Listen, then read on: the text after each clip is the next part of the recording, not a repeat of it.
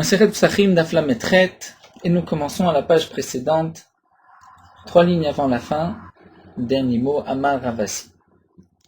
Là nous allons terminer aujourd'hui les dinim de la Matzah, puisqu'ensuite, Daf Lamed Het, nous reprendrons avec une nouvelle Mishnah, les dinim de Maror. Concernant cette Matzah, nous allons voir encore, donc toujours en rapport avec le chiyuv de challah, puisque la matzah est appelée lechem oni, il faut que ce soit du pain. De même pour challah, c'est aussi une pâte qui est appelée lechem, sur laquelle il y a un chiyuv de prélèvement de challah. Nous avons vu un petit peu le din de maaser sheni. Est-ce qu'on peut s'acquitter d'une matzah de maaser sheni ou pas? Et nous avons vu que c'était une marloquette entre Rabbi Yossi Haglili et Rabbi Akiva. Est-ce qu'on peut s'acquitter d'une telle matzah, puisque c'est marqué lechem oni, c'est-à-dire un pain pauvre, mais Rabbi Yossi Haglili avait expliqué oni, milachon oni ve'aninut, c'est-à-dire une matzah qui peut être mangée même lorsque quelqu'un a perdu un proche parent avant l'enterrement, où il a le statut de onen. Alors que le maaser sheni doit se manger besimcha, avec joie, et un onen n'a pas le droit de manger le maaser sheni. Donc d'après Rabbi Yossi Haglili, on a exclu la matzah de maaser sheni, puisque même si on n'est pas onen, mais un onen ne peut pas en manger, donc personne ne pourra s'acquitter d'une matzah maaser sheni. Alors que d'après Rabbi Akiva, puisque c'est marqué matzot vient inclure toute matzah, même la matzah de maaser sheni. Concernant bikurim, une matzah de bikurim, nous avons vu, toujours Daf Lamed Vav, qu'aussi bien Rabbi Yossi Haglili que Rabbi Akiva sont d'accord qu'on ne pourra pas s'acquitter d'une telle matzah, puisque c'est marqué Bechol Moshevotechem, Tochlu Matzot, c'est-à-dire une matzah qui peut se manger n'importe où, alors que bikurim, c'est limité à Yerushalayim. Alors la Gemara continue, Amar Ravasi, Issa shel maaser sheni. Une pâte de maaser sheni, y a-t-il une obligation de challah ou pas? Ravasi explique les divrei Rabbi Meir ptura min challah. D'après Rabbi Meir, on est dispensé de la challah. Les divrei chachamim chayavet bechallah. D'après les chachamim, on est chayav bechallah. C'est-à-dire, Rashi nous rapporte, nous avons une marloquette dans Masechet Kiddushin entre Rabbi Meir et les chachamim. Est-ce que maaser c'est mamon gavoa ou mamon idiot? Est-ce que le maaser c'est appelé le mammon, c'est-à-dire ça appartient à Akadosh Baruch Hu, ou bien ça appartient au propriétaire de la récolte. Donc Rabbi Meir pense que maaser c'est mammon gavoa. C'est mammon gavoa, mais Akadosh Baruch Hu nous donne le droit de manger ce maaser sheni à Yerushalayim, mais on n'a pas de propriété de baalout sur ce maaser sheni. Donc Ravasi vient dire que d'après Rabbi Meir, on est dispensé de challah. Pourquoi? Puisque comme Rachid nous dit, nous allons le voir dans la Gemara, pour challah c'est marqué harisotrem, reshit harisotrem, de vos pâtes, une pâte qui t'appartient. Maaser sheni ne t'appartient pas, donc ça ne s'appelle pas harisotrem, tu es dispensé de prélever la challah sur une pâte de maaser sheni. Donc, tu as du blé maaser sheni que tu as monté à Yerushalayim, tu prépares une pâte, tu vas faire cuire un pain, tu es dispensé de challah, puisque cette pâte ne t'appartient pas et n'est pas appelée harisotrem. Tu as le droit de la consommer, mais tu n'as pas de baalout. Les divrei chachamim, d'après chachamim, chayavet b'challah, c'est appelé tachala. On continue Daf Lamed Het. Matzot shel maaser sheni. Concernant une matzah de maaser sheni, eh bien, d'après Rabbi Meir, en adam yotze bayidei chovato bepesach. On ne pourra pas s'acquitter de son obligation pendant Pessah. Et Rashi explique, même si Rabbi Meir ne pense pas comme Rabbi Yossi Haglili, lechem oni, qui peut se manger be'aninut, eh bien, malgré tout, d'après Rabbi Meir, on ne pourra pas s'acquitter avec une matzah de maaser sheni. Nous allons le voir. Nous verrons quelle est la raison qui va être donnée d'après Rabbi Meir pour la matzah. Des divrei chachamim, dit Ravasi, d'après chachamim, yotze bayidei chovato bepesach, on peut s'acquitter de son obligation à Pessah.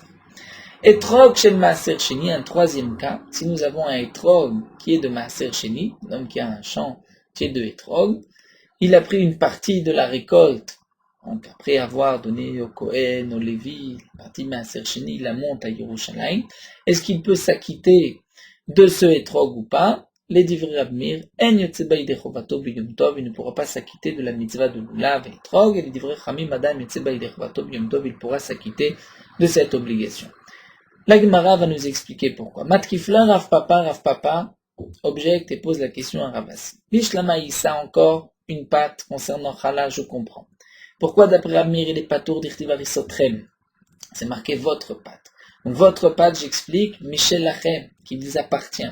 Puisque d'après Rabbi Meir, Maaser c'est Mamon Gavoa, cette patte ne t'appartient pas. Puisqu'elle ne t'appartient pas, tu n'as pas d'obligation de Chala. Etrog aussi. Dermé dirti, vous le kartem lachem, vous prendrez pour vous. De là, on apprend que si le etrog ne m'appartient pas le premier jour de Sukkot, je ne peux pas m'acquitter de mon obligation. Eh bien, un etrog maaser sheni ne t'appartient pas, tu ne peux pas t'acquitter d'après Rabbi Meir. Mais demande la Gemara matzah, miktiv matzatrem. Est-ce que la matzah c'est marqué, on peut s'acquitter, vous devrez manger votre matzah, donc vous devez avoir une balout, une propriété sur cette matzah. Amar Rava répond, Veitemar Rabbi Yemar bar Shenmaya, d'après certains c'est Rabbi Yemar bar Shenmaya, eh bien on apprend l'un de l'autre. Atiel lechem, il y a une zerachava. Tivacha lechem oni. Concernant la matzah, c'est marqué lechem oni, un pain pauvre. Vektiv, et c'est marqué atam, concernant les dinim de chala, vaya boch lechem ilechem haaretz, lorsque vous mangerez du pain de la terre, lorsque vous viendrez en Eretz Israël, vous avez l'obligation de prélever la chala. Et donc on va dire, mal elan mishelachem, de la même manière que chala, c'est seulement lorsque ça t'appartient, afkan mishelachem, là aussi, c'est seulement lorsque ça t'appartient. Et si ça ne t'appartient pas, c'est mamon gavoa, tu n'as pas d'obligation de chala, et donc, puisqu'on apprend lechem, tu ne pourras pas t'acquitter avec une telle matzah. La Gemara continue et nous dit lima mesayele. On pourrait peut-être apporter une preuve à Rav Assi, qui a expliqué ainsi d'après Rabbi Meir. Nous avons une braïta. Issa shel maaser sheni ptura min chala. Une pâte de maaser sheni, on est dispensé de chala. Divrei Rab Meir, Chachamim omrim chayevet. Ce sont les paroles de Rab Meir et les Chachamim disent qu'il est chayav. Donc voici, nous avons une preuve à Rav Assi. L'Agma demande, c'est une preuve, l'Ema Messaye, est-ce que c'est une preuve à une noire? C'est exactement la même chose, c'est ce que Rav Assi nous a dit. Ça ne s'appelle pas une preuve. Rav Assi a répété ce qui est marqué dans la Mishnah. Achikama, la Gemara dit, voici ce que l'on a voulu dire. L'Ema, on n'a qu'à dire, mi dépligé beissa, be'anach name pligé. En vérité, Rav Assi ne vient pas apporter de chidouche concernant le din de chala. Son chidouche, c'est pour les autres. C'est pour trog, pour matzah. Donc, puisqu'on a vu une braïta où effectivement il y a une marloquette entre Rab Meir et Chachamim concernant chala, alors on n'a qu'à dire mi dépligé beissa, puisqu'il y a une marloquette beissa concernant cette pâte. Est-ce qu'il y a un riouf de chala? Be'anach name pligé. Est-ce qu'on va dire aussi que pour matzah et etrog, il y a aussi la même marloquette, donc comme Rav Assi, Odilma, ou peut-être que non. Shane atam dirtiv arisotrem trezimne. Peut-être que c'est différent. Puisque dans chala, c'est marqué 2 fois arisotrem. Donc 2 fois arisotrem qui vient dire votre pâte. Une pâte maaser sheni ne vous appartient pas, il n'y a pas de chiyuv. Rashi nous dit, et même à Sukkot où c'est marqué lachem, mais on exclut lachem, shaoul, si ça ne m'appartient pas, si j'ai emprunté un lulav, ou bien gazoul ou un lulav qui est volé, je ne peux pas m'acquitter avec. Mais dans etrog de maaser sheni, puisqu'on peut le consommer, peut-être qu'on peut aussi s'acquitter, ça, on ne peut pas l'apprendre d'un seul pasouk où c'est marqué le kartem lachem, il en faudrait peut-être un deuxième, c'est là la shela de l'agmar. Donc y a-t-il une preuve à cet enseignement de Rav Assi ou pas? La Gemara continue. Baer Rabbi Shimon ben Lakish. Rabbi Shimon ben Lakish pose la question suivante. Est-ce qu'un homme peut s'acquitter de son obligation de matzah avec de la chala de maaser sheni à Yerushalayim? C'est-à-dire, nous avons maaser sheni qui doit être monté et mangé à Yerushalayim. Quelqu'un a pris cette récolte du blé, il l'a monté à Yerushalayim, il a de la farine, il fait une pâte. Il a une obligation de chala, d'après Rabbi Meir, il est dispensé, mais d'après les Chachamim, il est chayav. D'après les Chachamim, il prélève la chala, et cette chala, il la donne à un Kohen. Est-ce que le Kohen qui va manger cette challah, puisqu'un Israël n'a pas le droit de manger de la challah. Il peut s'acquitter de son obligation de matzah avec cette challah de maaser sheni. Quelle est la question? Quel est le problème? La Gemara va expliquer. Aliba de Rabbi Yossé Aglili. D'après Rabbi Yossé Aglili, nous avons vu que d'après Rabbi Yossé Aglili, on ne peut pas s'acquitter d'une matzah maaser sheni, puisqu'elle ne peut pas être mangée en état de aninut. Là nous dit la Gemara, Lo tiba elecha. La question ne se pose même pas. Ashta bechulim lo nafik bechalato mevaye. Si déjà, avec la récolte elle-même, c'est-à-dire le prélèvement lui-même de maaser sheni, tu ne peux pas t'acquitter de la mitzvah de matzah, alors avec la challah de ce maaser sheni, là c'est sûr que tu ne peux pas non plus t'acquitter de cette mitzvah. Ketiba elecha. Quand est-ce que se pose la question? Aliba de Rabbi Akiva, d'après Rabbi Akiva. Donc Rabbi Akiva nous a dit, si j'ai une récolte de maaser sheni, est-ce que tu peux avec du maaser sheni t'acquitter de la mitzvah de matzah ou pas? Nous a dit Rabbi Akiva que oui. Pourquoi? Puisqu'on n'explique pas lechem onim, la shenaninut, mais lechem she onim bo arbedvai. Seulement nous avons vu que d'après Rabbi Akiva, on a exclu les bikurim de Bechol Moshevotechem, puisqu'ils ne sont pas mangés dans toutes vos habitations, c'est seulement à Yerushalayim. Et la Gemara avait posé la question, mais le maaser sheni aussi est mangé qu'à Yerushalayim, il n'est pas mangé en dehors de Yerushalayim.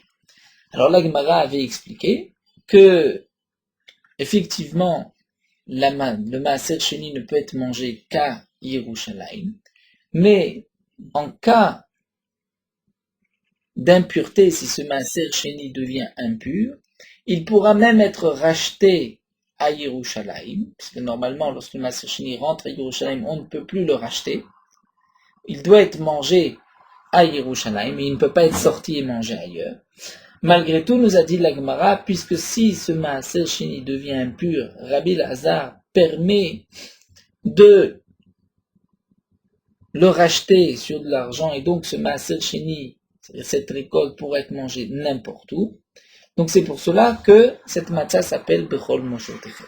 Donc bien que maintenant le maaser sheni n'est pas impur, mais puisque s'il devient impur, il pourra être racheté, on pourra enlever sa kedusha, et cette récolte pourra être mangée n'importe où, donc on peut s'acquitter de la mitzvah de matzah.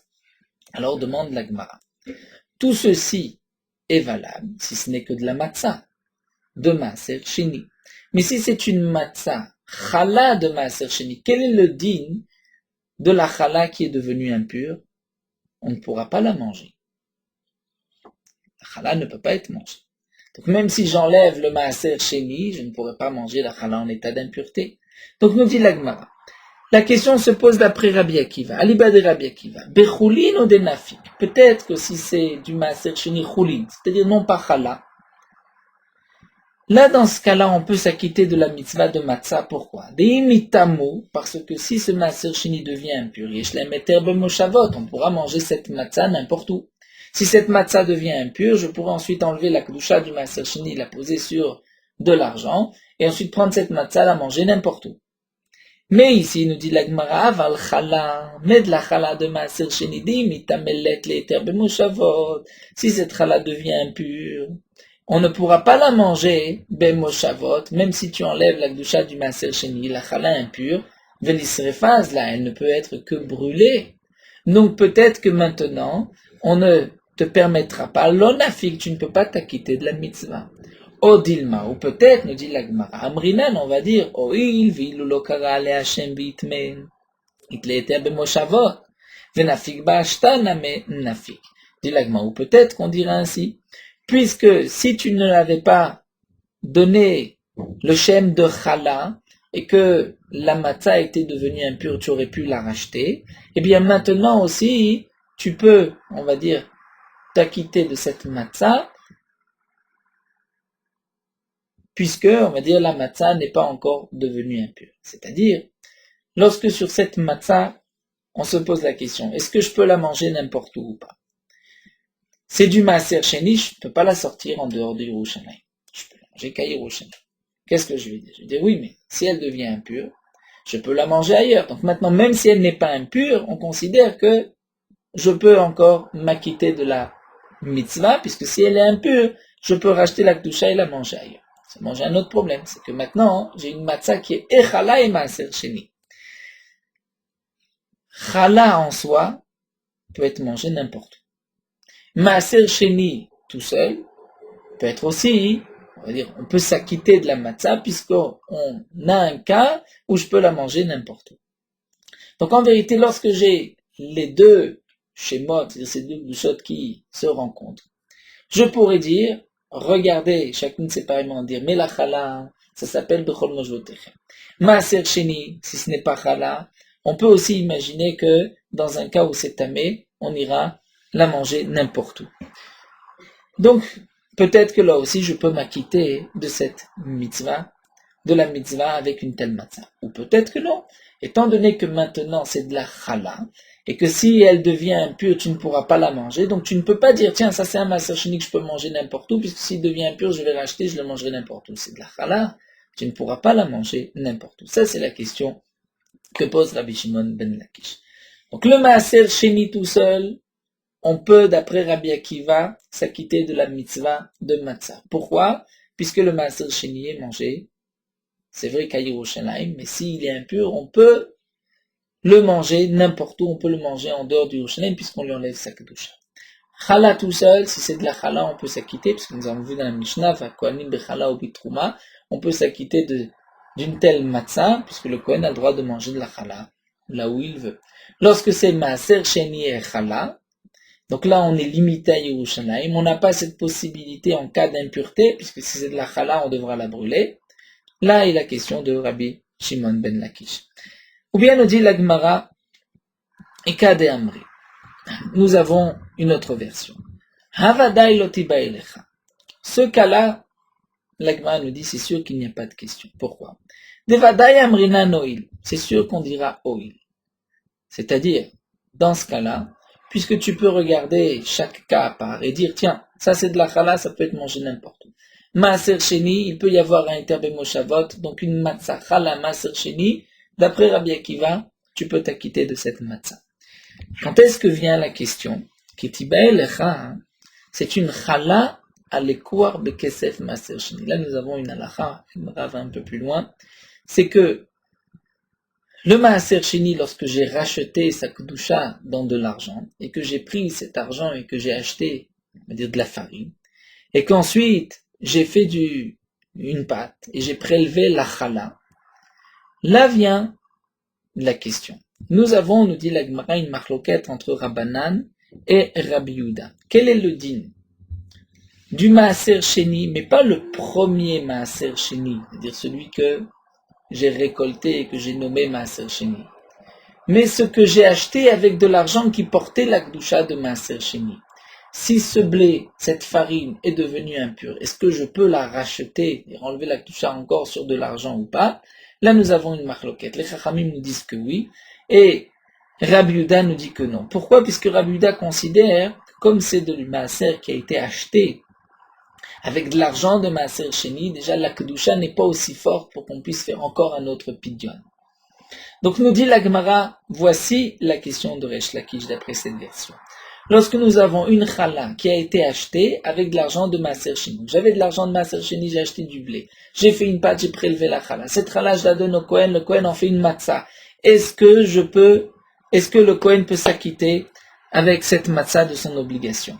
Aliba de Rabbanan, d'après les Chachamim qui disent qu'on peut faire un pidyon, on peut racheter si ce maaser devient impur, lotiba elecha. Kevan d'amri padeinu maaser.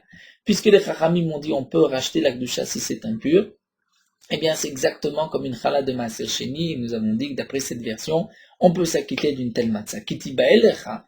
Quand est-ce que tu peux te poser la question? C'est d'après Rabbi Yehuda qui a dit kaber, que si cette récolte, cette farine achetée avec l'argent du maaser sheni devient impure, eh bien là, il faudra l'enterrer puisqu'il n'y a pas suffisamment de kedusha pour pouvoir ensuite faire un autre pidyon. Dites-là, nous avons une Mishnah, les quoi, kesef maaser sheni, ce qui a été acheté avec du kesef maaser sheni, chez Nitma qui est devenu impur, padé, on peut le racheter. Et Rabbi Yehuda nous dit, kaber, il faudra l'enterrer. Donc voici maintenant la question d'après Rabbi Yehuda. Est-ce que, mi amrina, est-ce qu'on va dire ainsi? Oil vilo la quoi? On aurait pu dire, tiens, mais cette challah, si cette challah n'avait pas été de la récolte achetée avec du maaser, de l'argent de maaser chéni, eh bien, on aurait pu dire, si ça avait été juste du maaser chéni, on aurait pu dire que je peux m'acquitter de la mitzvah. Pourquoi? Puisque oil, si cette récolte devient impure, bien j'aurais pu racheter la kedusha et donc manger cette matzah n'importe où. Donc nous avons en vérité deux oil. Un premier oil, imaginons, c'est comme si on dit imaginons, oil velo la koravé. Si cette matzah n'avait pas été, ce n'était pas une pâte achetée avec de l'argent de maaser sheni, mais c'était le premier maaser sheni. Ve oil, si c'était du maaser sheni, j'aurais pu dire aussi oil puisque velo kara le Hashem. Tu ne lui as pas donné on va dire de kedusha, de chala. Veitme, qu'elle est devenue impure. Quel aurait été le din? Donc maintenant, peut-être aussi ashtaname nafigbe. Peut-être que maintenant aussi, tu peux t'acquitter d'une telle matzah. Odilma, ou peut-être rad oil amrinan, tre oil amrinan. On ne peut dire qu'un seul oil, mais on ne dit pas deux oil. Rashi explique le premier oil de cette manière. La question de la Gemara, c'est est-ce qu'on peut dire deux fois oil? C'est-à-dire, nous avons un problème. Nous avons une chala qui provient d'une récolte qui a été achetée avec de l'argent de maaser sheni. Donc une récolte achetée avec de l'argent de maaser sheni, en aucun cas, on ne peut la racheter, d'après Rabbi Yehuda, en état d'impureté. Donc elle ne peut pas être mangée, bechol mojvotechem. Mais je peux dire que pourquoi elle ne peut pas être achetée? En vérité, comme dit Rashi, c'est pas une chumra, c'est seulement une kula, parce que la kedusha n'est pas assez forte. Donc si la kedusha n'est pas assez forte, je veux dire que c'est pas aussi chamour qu'avant. Au contraire, ça devrait être plus calme. Et donc je vais dire ainsi, c'est vrai que il y a aussi de la chala. Donc si c'est de la chala, on ne peut pas dire que tu peux la racheter, puisque si elle devient impure, tu ne peux pas racheter, tu dois tout brûler. Mais on pourrait dire aussi, oil, si je n'avais pas nommé chala, c'était simplement du maaser sheni, j'aurais pu racheter la kedusha et manger ce maaser n'importe où. Donc nous avons ici une cumulation de deux oil. Donc là, la Gemara demande, est-ce qu'on peut dire deux oil? C'est-à-dire, imaginons que ce n'est pas une récolte achetée.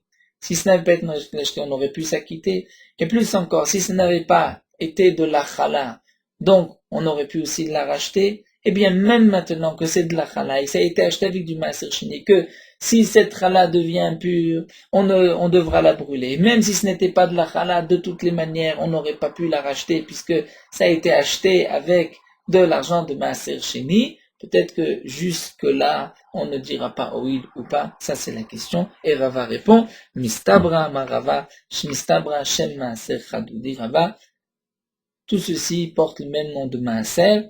Et nous explique Rashi, de la même manière qu'on peut s'acquitter avec le maaser sheni, d'après Rabbi Akiva, eh bien on pourra s'acquitter aussi avec la chala. Pourquoi? Puisque la chala en soi, on peut s'acquitter avec une chala de matzah. Maaser sheni tout seul, on peut s'acquitter. Donc même s'ils sont tous les deux ensemble, on peut s'acquitter. Même si ça a été acheté avec de l'argent du maaser sheni, mais puisque ça vient, comme dit Rashi, mikoar, ça vient de la vente du premier maaser, donc on n'est pas plus mahmir que le maaser, et on pourra s'acquitter donc dans tous les cas d'une telle matzah. On peut dire qu'on a terminé là avec les dynimes de matzah, de maaser sheni et de bikurim, de chala, et nous allons reprendre avec la fin de la Mishnah, Chalat Toda Orkike Nazir. Nous avons vu que si quelqu'un a fabriqué des petits pains pour son korban Toda, ou pour son korban de Nazir, il y avait différents pains qui étaient offerts et des pains qui étaient matzah, puisque dans le Toda il y avait 40 pains, donc une partie qui était matzah, de même pour les riquets du Nazir. Et la Mishnah nous a dit que si tu as fabriqué, tu as pétri de la pâte, tu as fait cuire des matzot, pour l'intention d'utiliser pour ton korban ou pour un nazir, dans ce cas-là, tu ne peux pas t'acquitter de la mitzvah de matzah. Mais si tu l'as fait cuire, tu l'as préparé pour vendre, dans ce cas-là, nous avait dit la Mishnah, tu peux t'acquitter, comme nous verrons, la Gemara à la fin nous expliquera la raison. Donc tout d'abord, la Gemara demande Menan Emile. D'où est-ce qu'on sait que lorsque je pétris, je prépare une pâte. dans une intention de korban toda. Mais pour l'instant, je ne l'ai pas offerte avec mon korban, donc je veux m'acquitter de la mitzvah de matzah. Est-ce que je peux ou pas? Je ne peux pas. Pourquoi? Amar Rabba Rabba Dida Marcha, le pasuk a dit, on tourne la page, Ushmartem et un matzot. Vous garderez les matzot. Que signifie vous garderez les matzot? C'est-à-dire matzah amishtameret leshem matzah. Je ne peux m'acquitter qu'avec une matzah que j'ai gardée leshem matzah pour la mitzvah de matzah. Et yatztazo, alors que ces matzot de Toda ou de Nazir, je vais les exclure. Pourquoi? Lorsque je les ai pétris, je les ai gardés, ce n'était pas dans une intention de matzah pour la mitzvah de matzah, mais pour le din de mon korban. Et j'ai une kavana obligatoire, les shem matzah mitzvah, de la mitzvah de Pessah et non pas de mon korban. C'est vrai que c'est de la matzah, je ne voulais pas que ça fermente, mais mon intention était non pas pour l'utiliser pour le seder, mais pour Toda ou Nazir, donc ce n'est pas valable. Ça c'est Rabba. Rav Yosef Amar, Rav Yosef dit Amar, le pasuk. Shivat yamim matzot tochelu. Pendant 7 jours vous mangerez des matzot.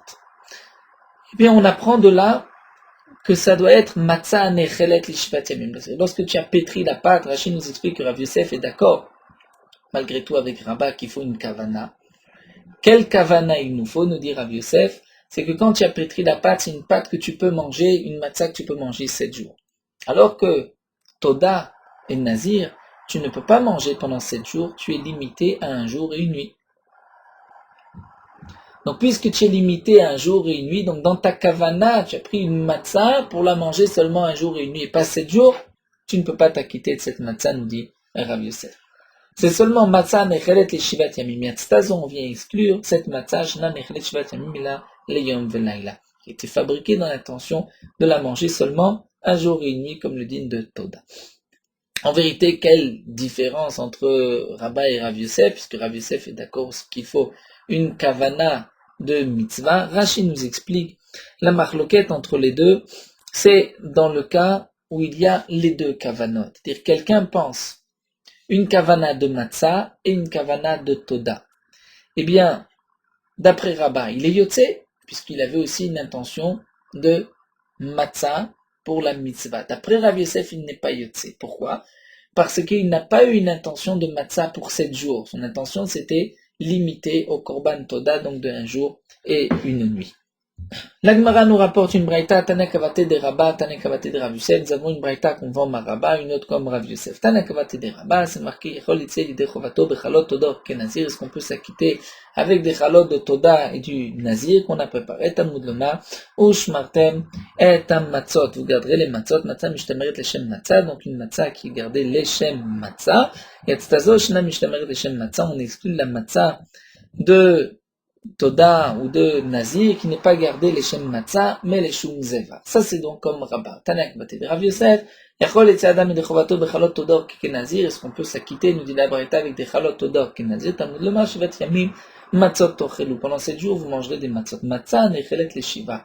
Une Matzah qui est mangée pour 7 jours. C'est-à-dire, il y a une kavana de pétrir une Matzah qui va être mangée pendant 7 jours. Yatztazo Shnechel Shiva, il a les Yom Velaila.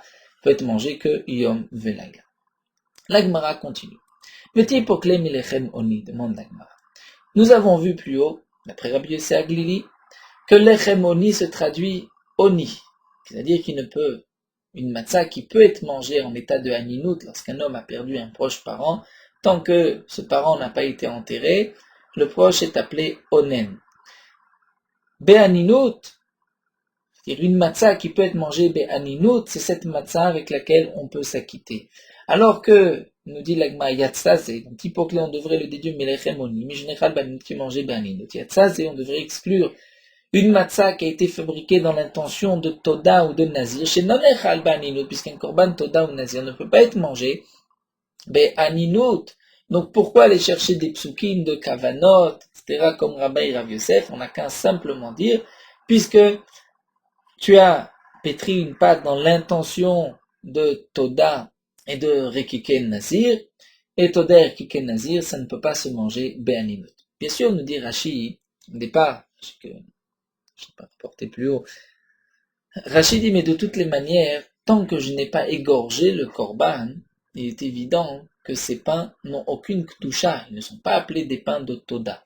Mais nous dit Rashi malgré tout, puisque lorsqu'ils ont été préparés, il n'y avait pas eu cette kavana, ce n'est pas valable, comme nous l'avons vu, puisque la kavana était l'ifsoulé, c'est-à-dire de le laisser, donc Rachel expliqué au départ, seulement pour un jour et une nuit, et non pas pour 7 jours.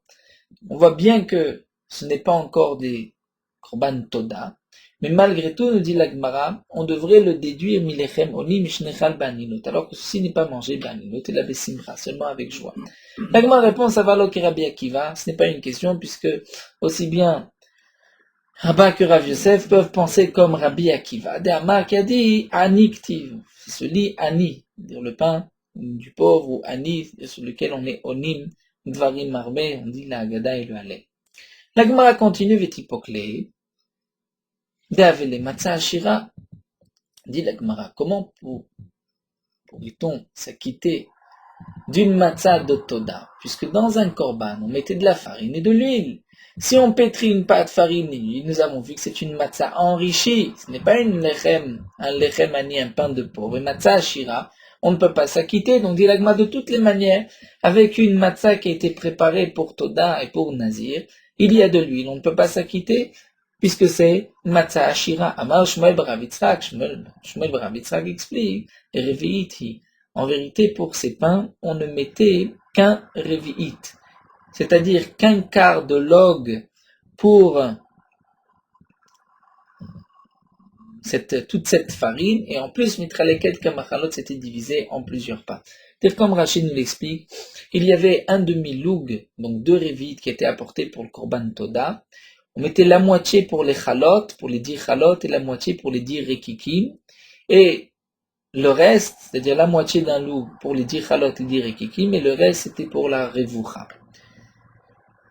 Pour le nazir, où il n'y a pas de revoucha, il n'y a que chalot et rekikim, eh bien là aussi on dit qu'il n'apportait qu'un seul revit. Donc en vérité nous avons un revit. Donc un revit c'est combien? Même d'après le plus grand shiur Razonich, le revit c'est 150 millilitres. Donc on avait 150 millilitres d'huile pour 20 chalot, si c'était chalot et rekikim, pour 20 chalot, qui étaient bien sûr des matzot, 20 chalot gedolot, qui étaient faits de sheva isronot, nous dit Rachid, de presque 7 isaron, 7 fois environ 2 kilos de farine. Donc on peut imaginer qu'il y avait énormément de farine pour très peu d'huile, et donc c'est pour cela, nous dit la Gemara, que ça ne s'appelle même pas matzah ashira. La Gemara continue. Vetipokle denan nechalot bechol moshavot. Chalot de Toda ou de Kiken Nazir ne pouvaient pas être mangés bechol moshavot dans toutes nos habitations. On était limité seulement à Yerushalayim. Donc si on est limité à Yerushalayim, on ne peut pas s'acquitter d'une telle matzah, puisque comme nous l'avons vu, c'est une matzah qui peut être mangée n'importe où. Amar Resh Lakish dit, Zot Omeret, on peut donc déduire de là que Chalot Toda ou Kiken Nazir nechalim benov et givon. Les Chalot Toda et Kiken Nazir étaient mangés même à Nov et Givon. C'est-à-dire, nous explique Rashi. Comme la Gemara le dit à la fin de Masechet Zvachim, la Gemara explique, donc après la sortie d'Égypte, Israël était d'abord le Mishkan, qui était dans le désert, a été ensuite placé à Gilgal. Ensuite, il est passé à Shiloh, et jusqu'à une période où le Mishkan était à Nov et Givon, avant même d'arriver donc à Yerushalayim et la construction du Beth Amikdash au temps de Shlomo HaMelech. Pendant certaines périodes, les bamot étaient interdites, c'est-à-dire on n'avait pas le droit de faire un hôtel particulier, ou même bama ktana ou bama gdola. Et il y avait d'autres périodes, dont Nov et Givon, où il y avait une bama gdola, Nov et Givon, il n'y avait pas de Mishkan, véritable Mishkan, bama gdola. Et à l'époque donc de Nov et Givon, on pouvait aussi faire des korbanot dans toutes les bamot, c'est-à-dire dans des hôtels, hôtels particuliers. Bien sûr, son toit pouvait fabriquer un misbéach à roche gago et ensuite sacrifier dessus. Il y a toute une marloquette dans Masechet Zvachim que Rashi nous rapporte ici. Est-ce que pendant cette période, tous les korbanot étaient sacrifiés ou pas, donc c'est une marloquette. Et là, Resh Lakish vient donc apporter une preuve. Donc on peut donc prouver de là, nous dit Resh Lakish, que Chalot, Todot, Erkiken, Nazir étaient même sacrifiés à Novegivon, seulement à Novegivon, même dans toutes les Bamod, d'après certains Tanaïm, et donc ça pouvait être mangé, Bekol, Moshavot, ça pouvait être mangé n'importe où. Donc il y a d'autres Tanaïm qui pensaient que non, qu'ils n'étaient pas sacrifiés, donc on ne pouvait pas les manger donc n'importe où, c'était seulement dans Mishkan ou dans le Bet Amikdash, donc on est limité au Klaïm, ou on est limité au Machane Israël dans le Mishkan en vérité, et à Yerushalayim dans le Bet Amikdash, et donc dans ce cas-là, c'est vrai que Toda et Nazir n'étaient pas mangés Bechol Moshavot. Donc Resh Lakish nous dit, de là, on peut apporter une preuve, comme c'est Tanaïm, que Chalot, Toda et Nazir étaient sacrifiés donc à l'époque de Nov et Givon, et donc ça pouvait être mangé n'importe où. Tanya, la Gemara nous dit, nous avons une braïta, Amar Rabbi Lae a dit, Sha'alti et Rabbi Lezer, j'ai posé la question à Rabbi Lezer, Adam bechalot todor kiken nazir. Est-ce qu'on peut s'acquitter avec des chalot de todor kiken nazir de l'obligation de matzah? Amarli, il m'a dit, Lo shammati, je n'ai pas entendu, je ne sais pas. Bati v'sha'alti lifnei Rabbi Yoshua, j'ai été posé la question à Rabbi Yoshua, Amarli, il m'a dit, Hare amur chalot todor kiken nazir, tout dépend. Asan le'atzman nadam yitzebem midechora. Si un homme l'a fait pour lui-même, il ne peut pas s'acquitter, il ne peut pas les utiliser comme matzah.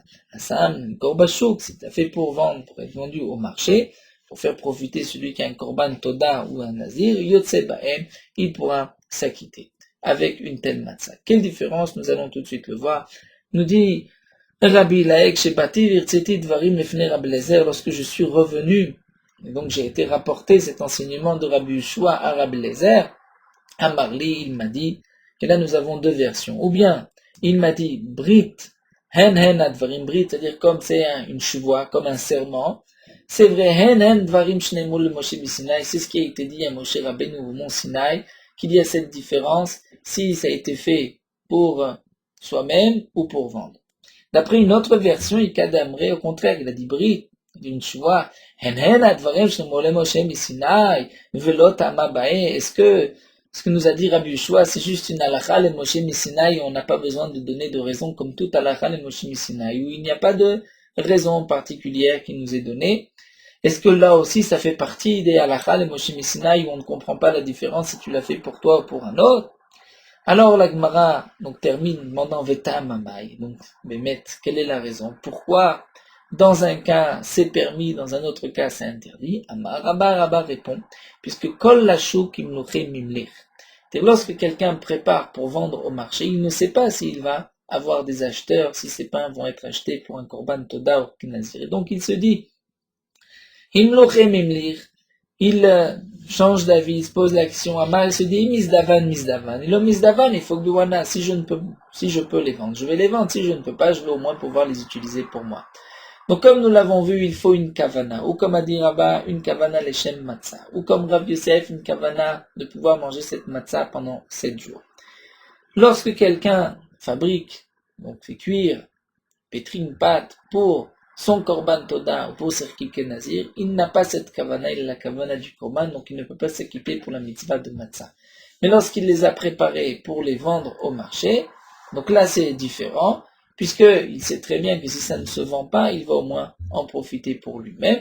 Et donc là, il a une kavana de matzah, puisqu'il se dit, si je ne peux pas vendre, au moins que je puisse m'acquitter, et il y aura la kavana qui est requise pour la matzah. Voilà, nous allons nous arrêter là, on prendra Besrat Hashem, Dinim du Maroc.